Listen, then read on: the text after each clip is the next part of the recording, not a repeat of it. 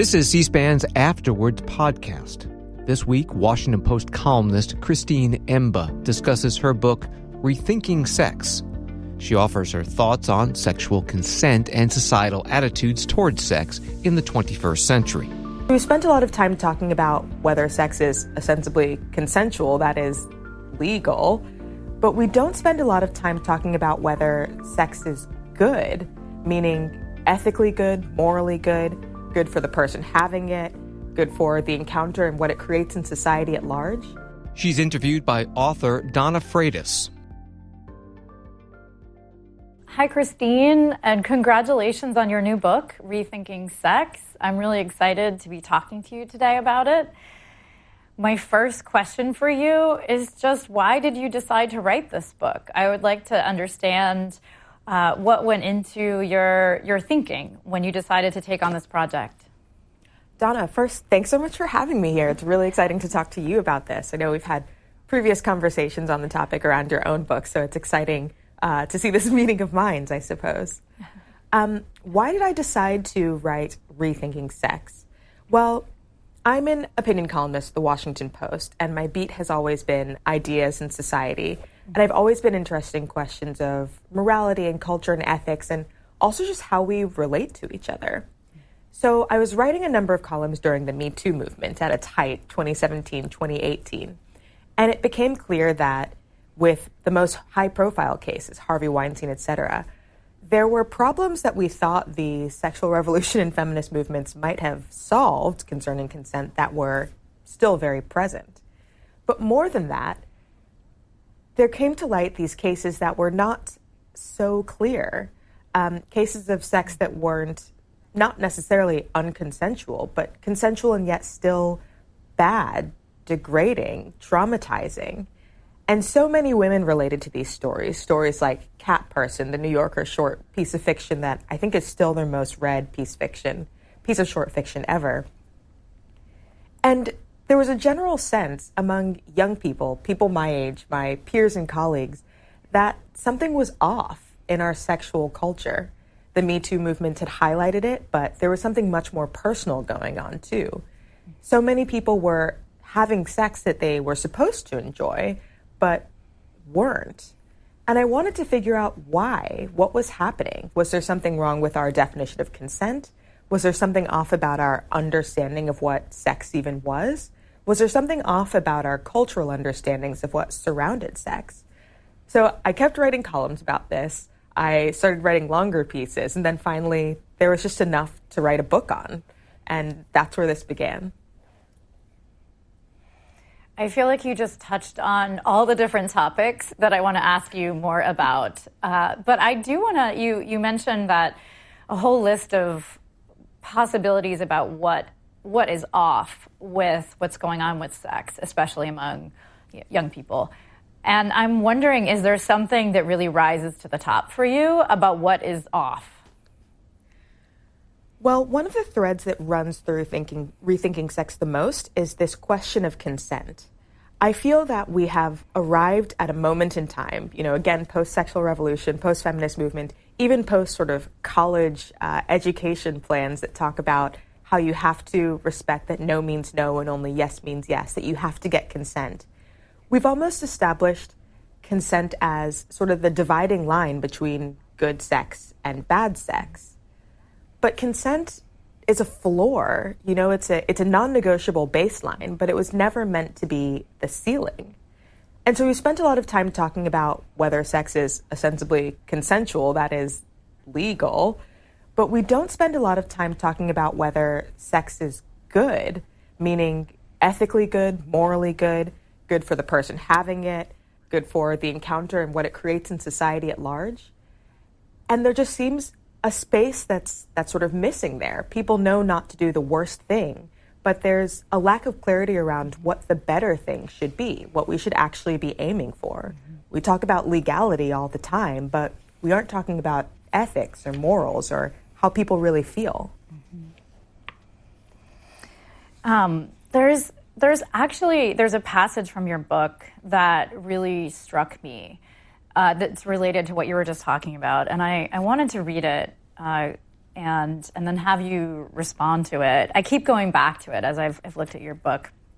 So you say, even the newer qualified version of consent, the affirmative, the enthusiastic, still have that as their baseline. I'm going to take off my glasses. Their baseline question: did I get permission of the right kind so that what I'm going to do to this person is not statedly against their will? The modifiers may try to complicate the question, but they're most often perceived as simply shifting the goalposts. Rather than stopping when your partner says no, you now have to get them to say yes. But the end goal is still to get the sex from someone else without having committed an actual violation.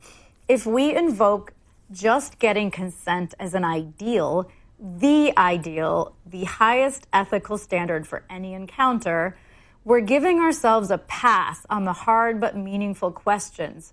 Whether that consent was fairly gotten, what our partners actually want, whether we even should be doing what we've gotten consent to do. And then you go on to talk about how, in the end, consent is a legal criterion, not an ethical one. And I was wondering if you could say more about that, this idea that our conversations around consent, seem to have moved us toward the idea that as long as you get a yes, then everything is fine, that this is the goal. So, can you say more? Yeah, no, I think that's one of the key passages in the book, and it's one that I quote very frequently. And it, later on that page, I actually have a copy of the book here with me too. I say non-consensual sex is always wrong, but the inverse is tricky. Is consensual sex always right? Not necessarily. Mm-hmm. Can consensual sex be damaging to an individual, to their partner, to their society? Absolutely. And it's hard to look at our sexual marketplace and say that consent has fixed the problems of sex. In some ways, it's a fig leaf and it's falling off. And I think that, consent has in some ways made our conversation about what sex should look like, about what the good looks like, a lot smaller. I quote later on in the book the Georgetown feminist law professor Robin West, whose work has been really influential for me. She talks about this idea of consent beginning to serve almost a legitimating function when it comes to sex. There's this idea that, we make agreements based on consent, this sort of contractual question. And then once something is consented to, consent sort of legitimizes the action. We assume that anything that's consented to must then be, good or fine, or we're getting something out of it. And when that happens with sex, something you've consented to, you feel like it should be good. There's no space to talk about what else might be happening, whether something has gone wrong post-consent, what it actually means to be doing the thing that you've consented to doing. Mm-hmm. And that has led to problems, I think, socially for so many young women and men who have these encounters that they may have consented to, but then they still don't feel good about. And yet they don't have recourse to complain. They don't have anything that they can say to sort of explain their discontent because theoretically, they legitimated their act by consenting to it. And I think that there can be a lot of sort of pain and hurt hidden there, and also big questions that end up swept under the rug. Just because you consented to something, again, doesn't mean that it's good, doesn't mean that it's good for society at large. We sort of lose the ability to interrogate sex more fully. What do we want? Why do we want what we want? What would be good for us to want in some sense?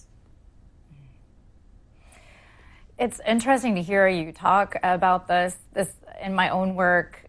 I've sort of seen our conversations about consent as ideally they open a door for us to talk more expansively about the meaning of sex, except what seems to keep happening is they've narrowed the way we're thinking about sex, which is what you're describing here. And, one of the things I've thought a lot about, and I thought so much about when I was reading your book, was, why is it so hard for us to talk about the meaning of sex or even to allow ourselves to attach meaning to sex? Yeah, this was a phenomenon that I observed over and over and talking to people about sex. So for this book, I did dozens of interviews with, young men, young women, kind of across the U.S. and in some other countries too. And there was this,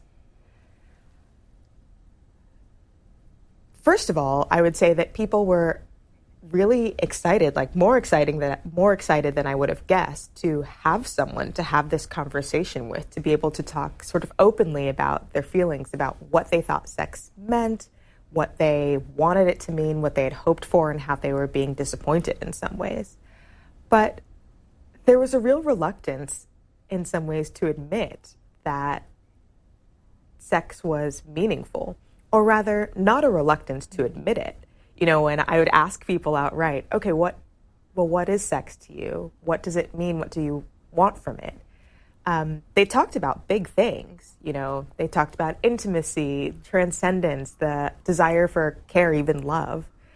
But they felt almost sheepish about it, about saying that they wanted it to mean something, because they felt so much cultural pressure to say that it meant nothing, that they were collecting experiences. A young woman told me that she sort of struggled with this question because she wanted to be, kind of a good, modern, sort of liberated person. And to her, that meant that, she should be hooking up with abandon. She should be having as much sex as she could have because she was in her 20s and that was what youth was for, right? And, she should be cool about it. She should be chill. It shouldn't mean that much. And yet it did. It did mean a lot to her. And she was hurt by encounters that were supposed to be meaningless and feel good. And she felt embarrassed talking about that. And so in some sense, part of this book is just a legitimating function for me, saying, no, it's not crazy for you to feel that way. You're not the crazy one for thinking that something meaningful is meaningful, that you have feelings about something that creates feelings. And we should be able to talk about that if we actually want to address the current problems with sex.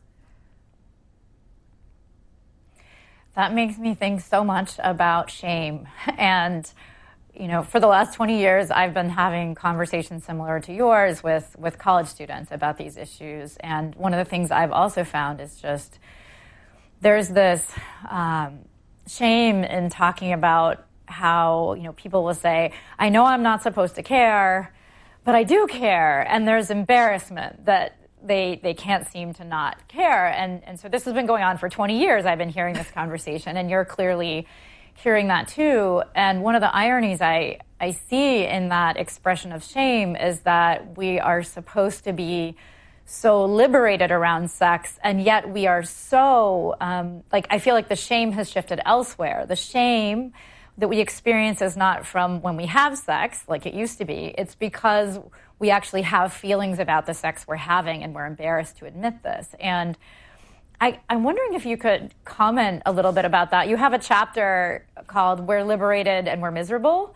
And I was wondering if that resonates with you, what I just said, and with regard to that chapter. No, completely. And that there's a chapter called We're Liberated and We're Miserable. And then the chapter that follows that is actually called We Want to Catch Feelings. And what you're saying makes so much sense to me, actually. There was kind of this feeling that, post-sexual revolution, with the advances that the feminist movement had made, and these were really important advances, to be clear, the boundaries around sex had fallen. The barriers to having good sex were finally down. And that was supposed to be, again, liberating for us.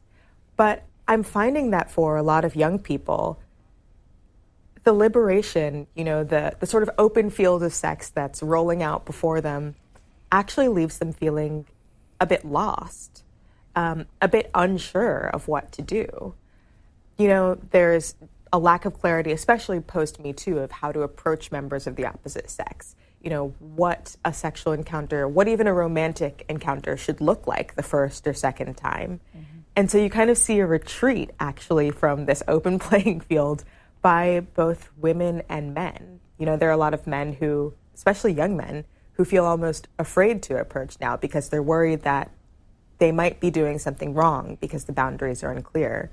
And then for women, they often experience these encounters where, they think one thing is going to happen and then something wildly different happens in a sexual encounter. And they feel taken aback or shocked or even abused in some way. But again, there are really no boundaries to point to say, well, you shouldn't have done that, apart from the very, very low bar of consent. You can say, well, you shouldn't have assaulted me, perhaps, but apart from that, it seems like they can't really criticize anything because, again, they're supposed to be liberated, they're supposed to be free. And I think this creates a lot of sort of confusion and dismay in the sexual landscape, a lot of almost milling about trying to figure it out. And this is not bringing the happiness that was promised. All of this freedom, does not necessarily make people happier. In some ways, it makes them more confused. It's interesting. One of the things that I've talked for so long about in my work is the idea that there's the hookup in theory versus the hookup in reality. And the hookup in theory is supposed to be incredibly wonderful and liberating and amazing, but it's really hard to find someone who reports that actually it was amazing in reality.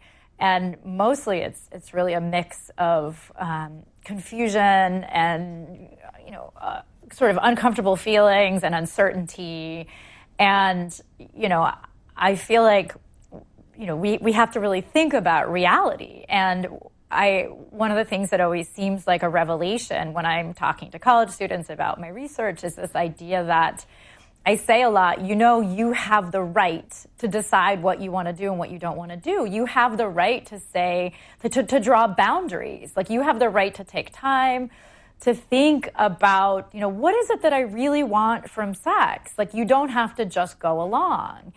And, why do you think it's so hard to ask for boundaries or to say, like, I will do this, but not this, or like, I'm not ready for this? Like, what is going on with our nervousness about drawing lines around sex for ourselves? That's a really interesting question. One thing that I found interesting in writing this book, interesting both in the research and also in thinking through my own feelings here, is that as a culture, as we talk about sex, we have sort of accepted a definition of sex positivity that seems at odds, that is at odds with the original definition of sex positivity. I describe, the sort of modern idea of sex positivity with the descriptor uncritical sex positivity. And it's this idea that, we have to be really positive about sex, basically, that, all sex is good, that we should be having more of it, that any activity that happens between two consenting adults is great, or it's their own business and you can't be critical of it, you shouldn't be asking questions. That sort of walls off those encounters.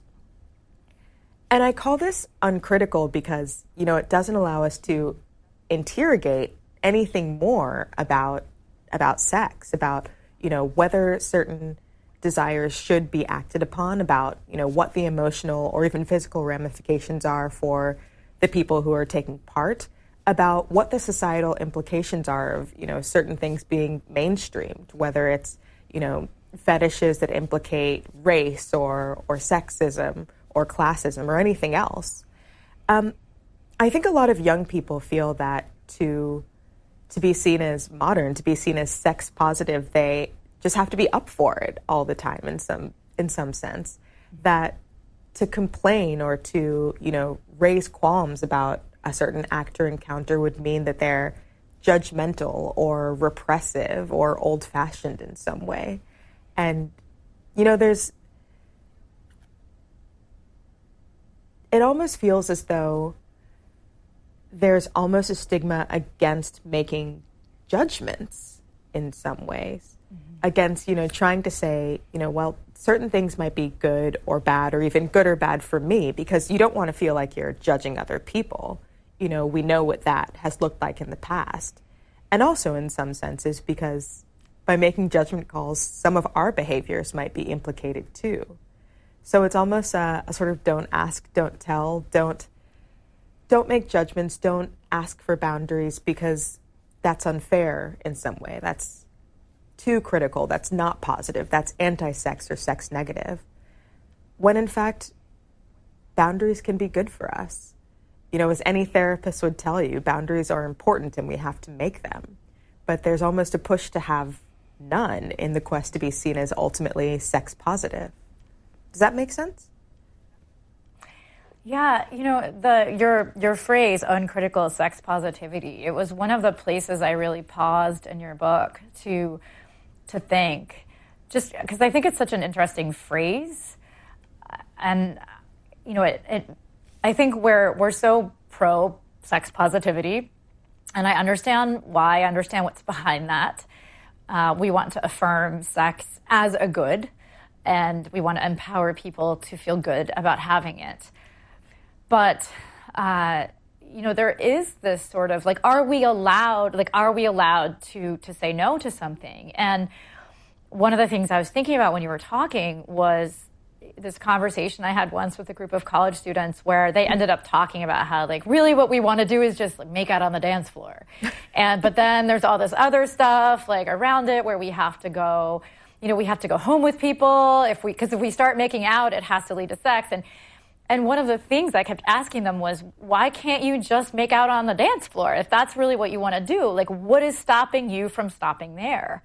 And, you know, and then I think about how somehow, you know, in our conversations, you know, there's a coercive element around sex. Like, we are actually, like, people are afraid to say no, or they're afraid to set limits. And I find this a strange situation, given also the primacy we're putting on our conversations about consent. Like, I feel like there's a disconnect there, but then we're not seeing it. I don't know if that makes sense to you, or if that's also sort of what you're talking about, but I see a conflict there.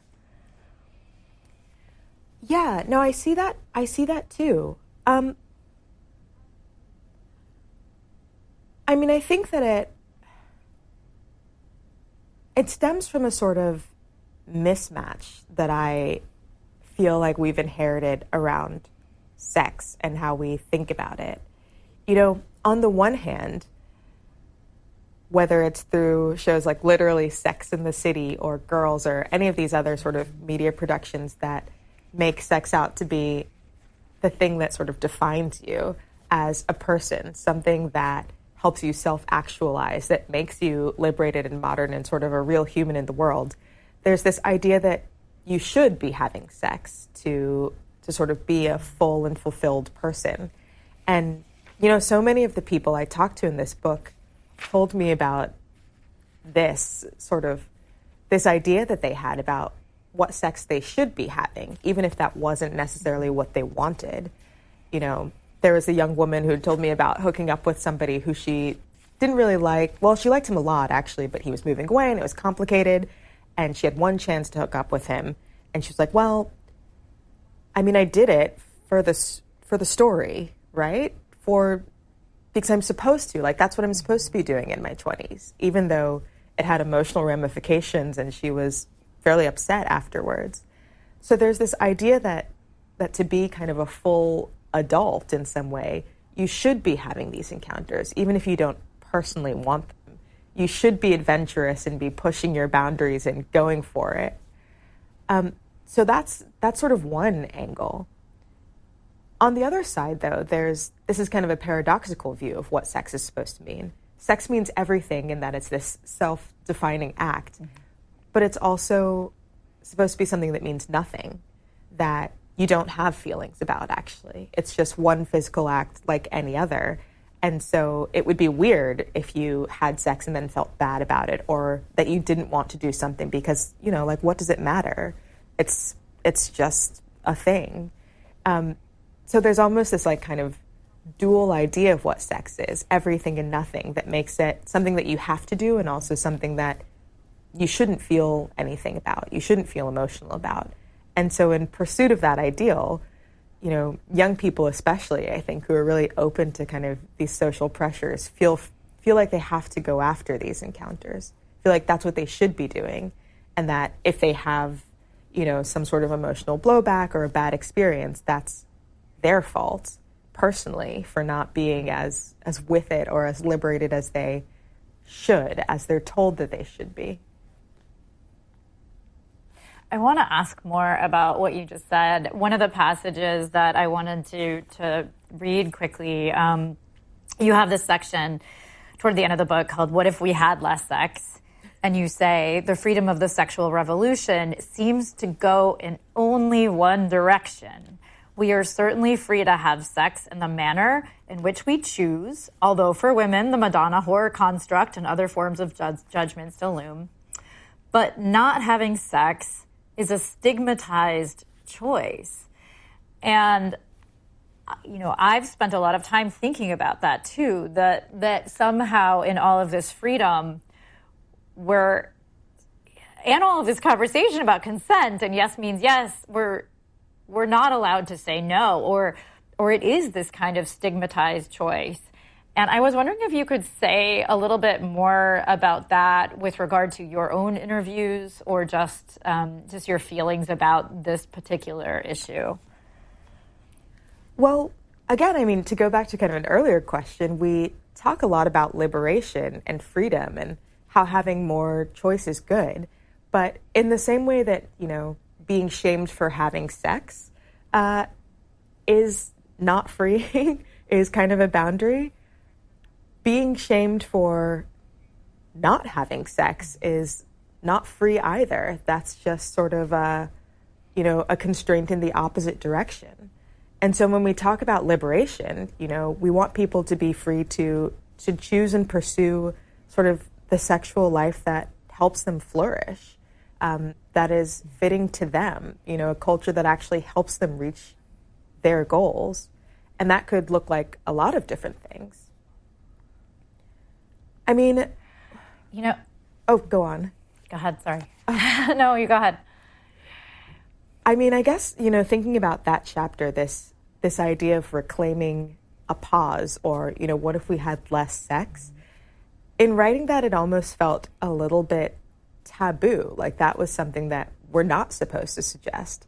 And I think a lot of, some of the early responses to this book were like, oh, you must dislike sex, you must be anti-sex because you're suggesting that people should have less of it.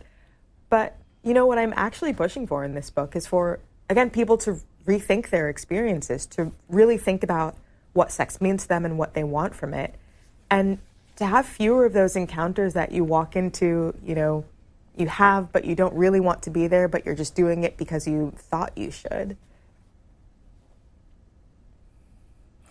One of the things that I love that you talked about this pause, and one of the things that I've been advocating for a really long time is I usually tell students when I come to campus is, you should take a whole semester just to and devote it to thinking about sex and what it means to you. That's your right. It's your obligation to yourself. You get to do that. And I think we often don't stop and think, and we don't necessarily ask ourselves, what does this mean to us? And I want to go back to a word you used earlier that I think is related to this topic, which is you talked about the sexual marketplace. And when I hear that, just the idea that there's a marketplace, which means, we're talking about business terms, which I feel like leads us to conversation about branding and all kinds of things like that I don't really want to associate with my humanity. But I do think we think about sex in terms of a marketplace, just even, Tinder, the different apps we have that support that notion. And I'm wondering, how do you think that thinking about sex that we have now, does that affect our ability to be able to think about sex as meaningful? Or how does it affect that, if at all? Yeah, the concept of a sexual marketplace is a depressing one. And yet I think it really is relevant. I have a whole chapter in Rethinking Sex, actually, where I talk about sort of the advent of Tinder and Hinge and Bumble and all of these swipe dating apps. And there is research that shows that as those apps became ascendant, they just shot up and became the number one way that people meet other people romantically. Where we used to meet people through friends or through work or even family, that drops off sharply and is, taken up by apps. But, the thing about these apps is that, again, they're commercial tools.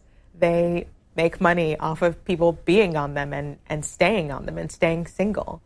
And the way that they are set up promotes a certain vision of sex and of romance and of other people. If you look at any of the popular dating apps, Tinder and Bumble especially are set up to look like kind of a deck of cards, right? Where you see someone's face and a few lines about them, and then you just swipe left or right. You're kind of flipping through people. And that does lead to a sort of transactional mindset where other individuals are viewed as commodities, in a sense.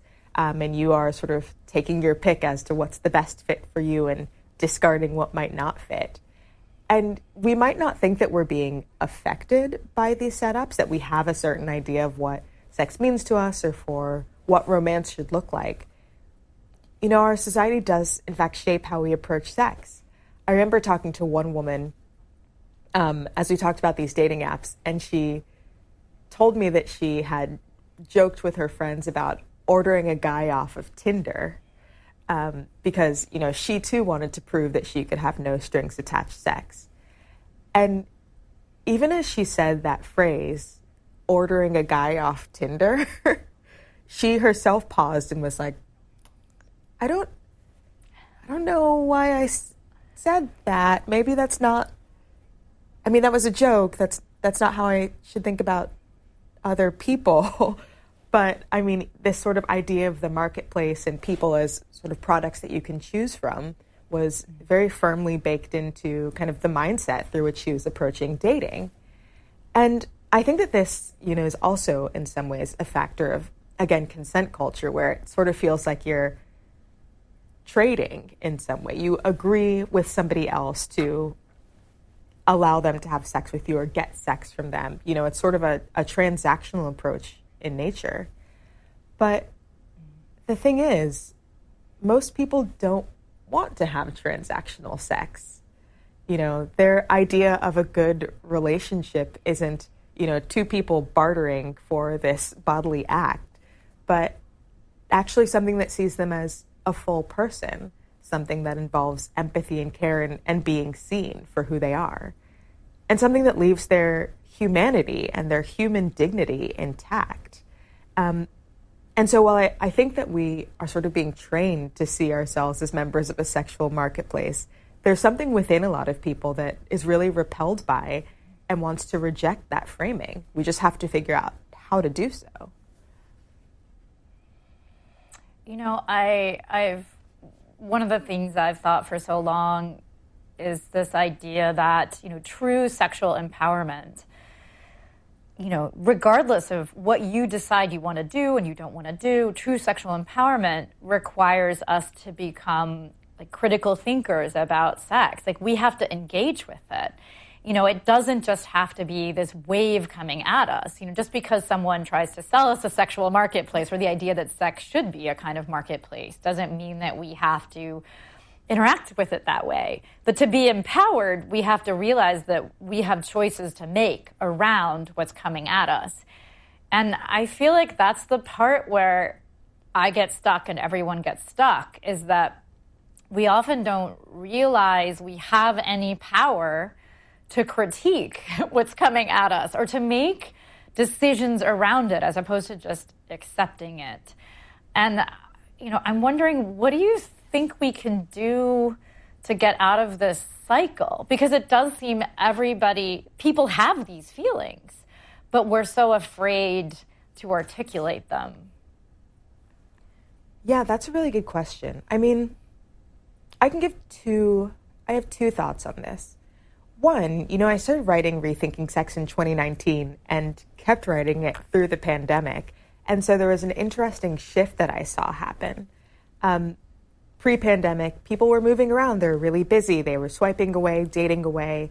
But when the first lockdowns hit, when people finally had to pause, sort of stay home alone or not alone, and think about what they wanted from their lives, from their relationships, a lot of thinking did happen, actually. People finally had a second to stop and think, like, is this thing I'm doing really bringing me closer to the goals that I have? And so a forced pause was helpful. That said, I am not advocating for another pandemic or another, sad reason for a forced pause. I think, sorry, I'm just catching my train of thought here. I think another thing that we need to do, and that was actually kind of the impetus for writing this book too, was after the Me Too moment, with the media men list, with the Aziz Ansari story, Cat Person, etc., it did seem like there was a moment where people had, through conversation, through these stories that were finally bubbling up into the public eye, stopped and said, oh yeah, this is bad. I'm not enjoying this scene. Something is off here. But that almost felt like where the conversation stopped, with the recognition that things were bad.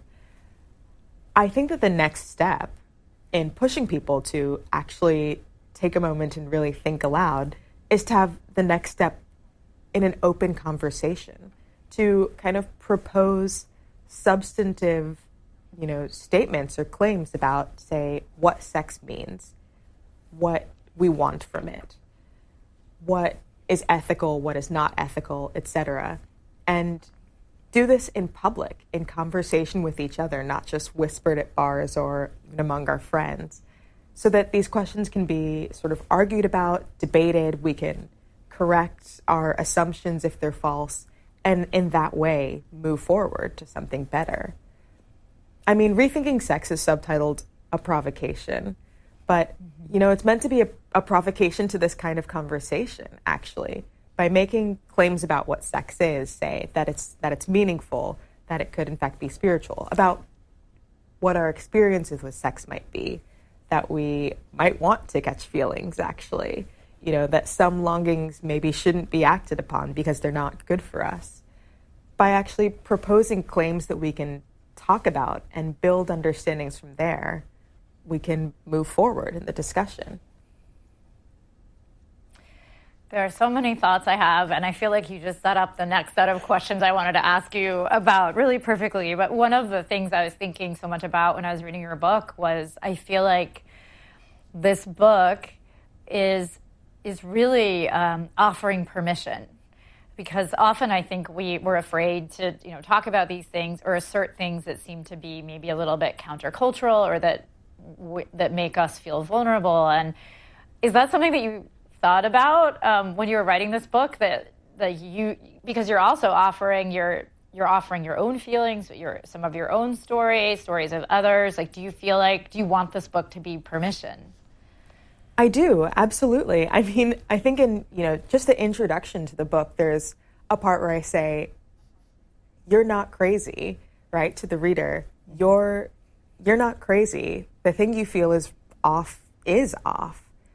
It's not crazy to want something better than the sexual culture that we have now. It's not crazy to be asking questions about whether what's going on is really right for you or for society at large. And I think by just allowing people to speak up about what they feel, to not necessarily feel like they have to abide by a certain vision of what sex positivity looks like, or a certain vision of, girl boss or lean-in feminism, that expands the conversation and, also allows us to change the culture if we wish.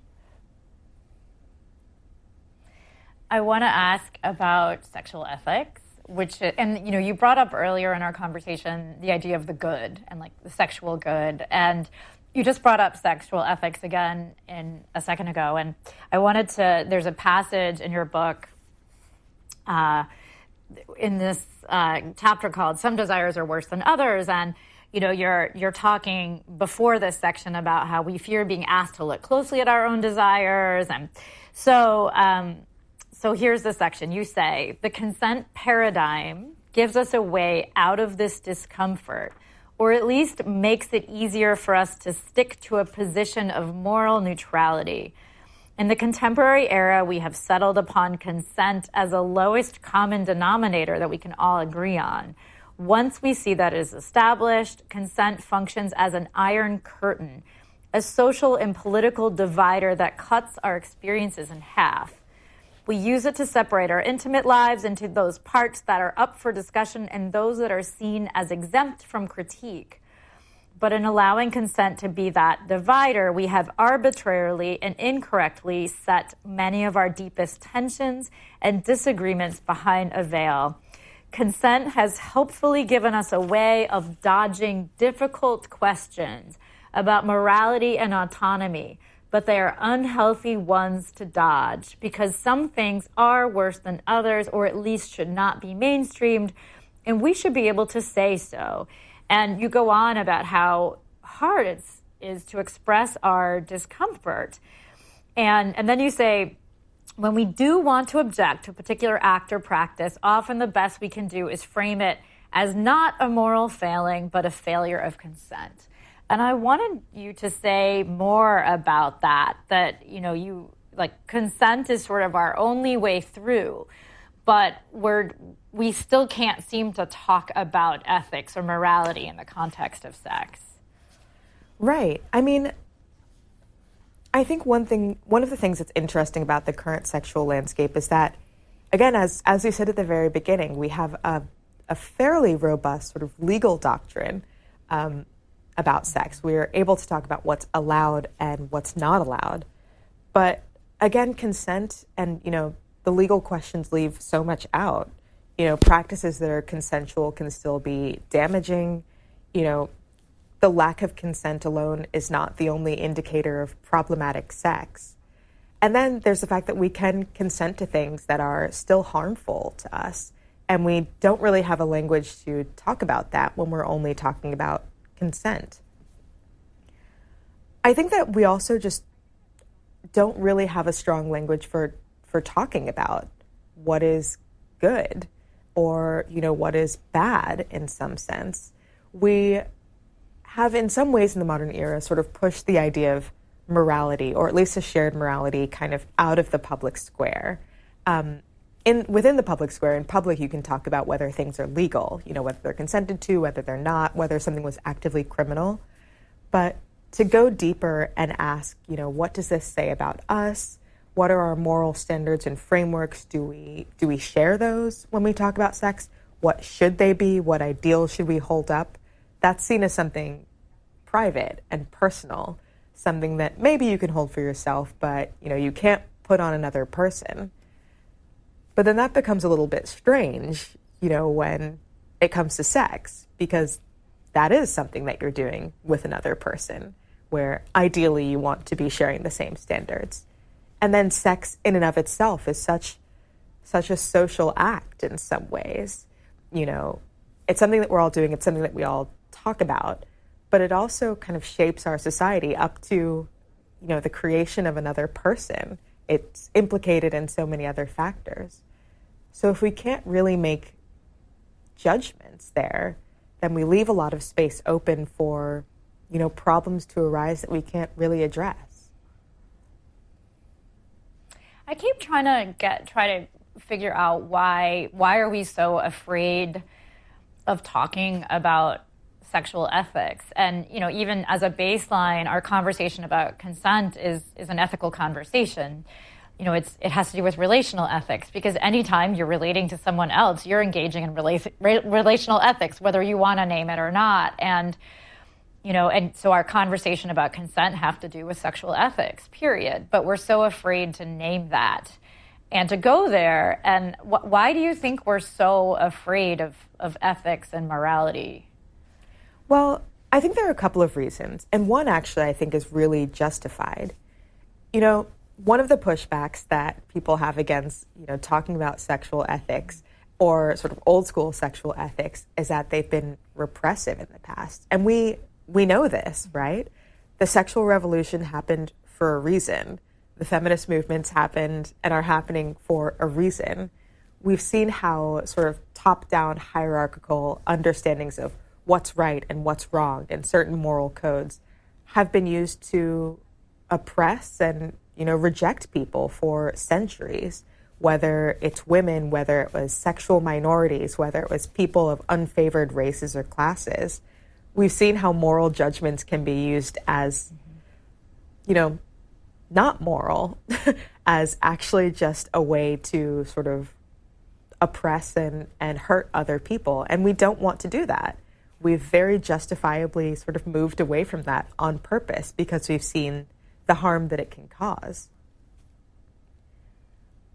But I think that, there's still space to talk about morals in the public square. I think what we have to do, to avoid those harms is to talk about them in public and in common, making sure that we're inclusive of the views of, groups that have been marginalized in the past, and that we make our assumptions corrigible as we learn more about other people who we didn't know, as we sort of get more input from other groups who we might be thinking about making decisions for. We actually bring that information into play into how we make up our boundaries today. One of the topics that you bring up here and there throughout the book, and you devote a chapter to this, is faith and spirituality in relation to this topic. And, you really have this expansive, open inclusiveness about how you're approaching faith in relation to sex. And I think, we often see faith and sex as competing. And, you're really opening the door, I think, for readers to contemplate their own faith commitments, whatever they may be, in relation to this topic. And I was wondering if you could say more about that choice you made with this book to include faith. Yeah, writing this book it started out as almost an academic question in some ways, thinking about the sexual culture post-Me Too and being like, what's wrong here? How do we fix it? And then in the course of writing a book about sex and sexual ethics, I became implicated myself. And, I had to think about, where did I get my ideas about what is good and not good, or what's right and what's wrong, and how relatable are those? And, the way that I think about these questions, about a lot of questions, is influenced by my faith. I'm Catholic, Christian. But I also wanted to write a book that was, relevant to not just Christians or not just people of faith, but anybody who wanted to enter this conversation about our sexual culture and how to make it better. So in the book, I talk about, for instance, what might be a better standard for sex, a better sexual ethic. And I propose the idea of willing the good of the other. And that's Aristotle by way of St. Thomas Aquinas, and willing the good of the other implies that you think about the other person's good as much as you would think about your own. You weigh care for them as highly as you weigh care for yourself. And it also suggests that you have to figure out what the good is, right? You actually have to be searching for the good, the common good. And I like this ideal, even though it does spring in some ways from faith and Catholic social teaching, because it's legible to anyone. In some ways, the golden rule crosses all sort of faith and religious boundaries. Even if you're not religious, you can still have a sense for what the good is, what you might be searching for. We all have a sense of what human flourishing might look like, and we all want that for ourselves. But I also, I think, talk about religion in the book too, because religion is in some ways a record of how people across millennia have tried to grapple with these big questions, right? About, again, what the good looks like, what a good life looks like. Talking about sex through the lens of faith, there are many traditions that have helped us think through what sex might look like, what it might mean, again, what the good might look like there. And there's richness to draw from that has helped inform my beliefs and, is still relevant to people even who don't share my faith. I love that you brought up Aristotle. You're speaking my language. And I loved seeing Aquinas in this book. I feel like I'm always the person who's bringing up Aristotle, so it feels really wonderful to be in conversation with someone who's thinking about Aristotle. I love the Nicomachean Ethics. Anyway, one of the things I wanted to ask you, so in your life as a journalist, you do a lot of interviews, and you do a lot of interviews for this book, and I wondered if, in talking to all the different people that you did talk to for this book, if there was a person, an interview that you did that really stuck with you, that you want to talk about now, that you felt was a really important part of the book when you were writing it. Oh, wow. Well, first I'll say one thing.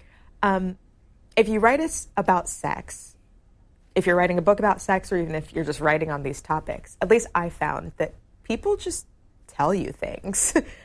Sometimes it's in interviews, but many times actually, people just seek you out because they have things that they want to unload or questions that they want to ask that, they didn't feel that they could ask someone else without being sort of judged for it. And even just those encounters kind of shaped how I felt about the book in many ways and the direction that I went. But there's one encounter that I relay in the book that seemed to encapsulate so many of the problems with our current sexual ethic and the questions that we've talked about even now. I was at a holiday party, a holiday house party in DC, and I was talking to people. I mentioned that I was writing this book, and a woman who I'd never met, pulled me aside to ostensibly chat about sex. And, she told me about how she was dating this guy. It was early. She really liked him. But he choked her during sex. And, she'd consented to it, I guess, but she didn't really like it. And was that okay? And so she was sort of asking me, basically a perfect stranger, whether it was okay to dislike being subjected to this surprise extreme act during a sexual encounter. And that was a surprising thing to occur just at a party. This wasn't even an interview. And it was a conversation that seemed to show so many of the failings of our culture. The fact that this woman didn't feel comfortable judging in some way, or, having boundaries, as we talked about before, that she felt that it might be kind of like a bad or out there thing to not like this extreme act, to the point that she had to ask a stranger if it was okay for her to not like this. The fact that she felt that she, consented to it, and so maybe it was her fault that this was happening, that she was just putting up with it because that's what you do now and this is normal, as if consenting to this made it better. And then I think also just this, I didn't have anyone to ask about this because who do we really talk to about the problems that we're facing in sex? Because we're supposed to be so sex positive. It's kind of a downer to say that you don't like something. So I guess I'll pull this stranger aside and sort of reveal myself to them because I don't feel comfortable saying anything negative, to my partner. There was just so much in this conversation and in this encounter that informed, thinking through questions of power, questions of how we talk about sex, questions of what consent can and can't do, that really stuck with me as I was thinking through the questions throughout the entire book, not just the chapter that this story is featured in. Mm-hmm. I have one last question for you, and that is, you wrote this book that is so open and honest and questioning about this topic that is so complicated for so many of us. And I'm wondering, who are you speaking to when you wrote this book? Who is your audience in your mind, and what do you hope for them to take away from reading this? Wow. Well, I mean, I would say that my audience is kind of anyone who's thinking about sex, but I'll say that in writing this book, I was thinking about my peers, my friends, Like this girl who asked me this question about this encounter that she felt that she couldn't say no to. College students and, my younger siblings who are encountering this culture and, may feel that it's not quite right, but don't, know exactly what to say about it. Talking to, I guess, people who realized during the Me Too movement that they had encounters that might have been consensual, but were still bad. And it's okay to say that, they were still bad, whether you consented to them or not.